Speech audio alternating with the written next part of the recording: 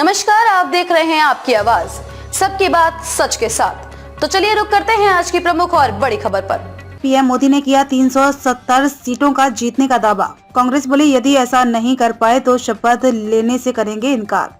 आगामी लोकसभा चुनाव में 370 सीटें जीतने के पीएम नरेंद्र मोदी के दावे पर कांग्रेस ने कटाक्ष किया है। उसने पूछा कि यदि भाजपा को दावे से कम सीटें मिली तो क्या वह शपथ लेने से इनकार कर देंगे। कांग्रेस ने जवाहरलाल नेहरू और इंदिरा गांधी पर किए गए हमलों के लिए भी पीएम मोदी की आलोचना की है।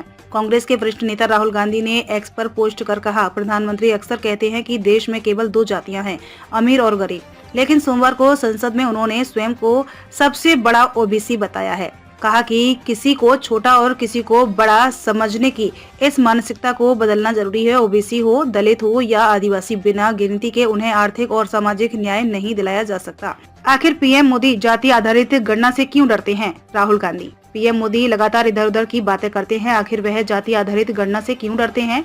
वहीं कांग्रेस अध्यक्ष मल्लिकार्जुन खड़गे ने कहा कि पीएम को कांग्रेस पार्टी का नाम लिए बिना नींद नहीं आती है। उन्होंने परिवारवाद के बारे में बात की। हमारे नेताओं ने देश के लिए अपनी जान दी। उन्होंने एक्स पर पोस्ट कर कहा, मैं पीएम मोदी से पूछना चाहता हूं कि आपकी पार्टी के कितने लोगों ने देश की आजादी, एकता और अखंडता के लिए अपनी जान दी है। जबकि कांग्रेस महासचिव केसी वेणुगोपाल ने कहा कि स्वयं को सबसे बड़ा ओबीसी बताकर पीएम मोदी ने केंद्र सरकार सहित सभी क्षेत्रों में ओबीसी के पूर्ण रूप से कम प्रतिनिधित्व की कड़वी सच्चाई को खारिज करने के अलावा कुछ नहीं किया। इंडिया शाइनिंग पार्ट 2 होने जा रहे हैं। कांग्रेस सांसद मणिकम टैगोर ने पूछा कि यदि उनकी पार्टी चुनाव में 370 सीटों का आंकड़ा हासिल नहीं कर पाई तो क्या वह शपथ नहीं लेंगे? भाजपा का इस तरह का सपना हमेशा विफल रहा है। उन्होंने 2004 के लोकसभा चुनाव में भाजपा के नारे की ओर इशारा करते हुए कहा कि अब इंडिया शाइनिंग पार्ट 2 होने जा रहा है। कांग्रेस महासचिव जयराम रमेश ने कहा कि देश के युवा कह रहे हैं कि मोदी का सोमवार को संसद में बतौर पीएम आखिरी भाषण था। बाय बाय मोदी नंबर 1 पर ट्रेड कर रहा है।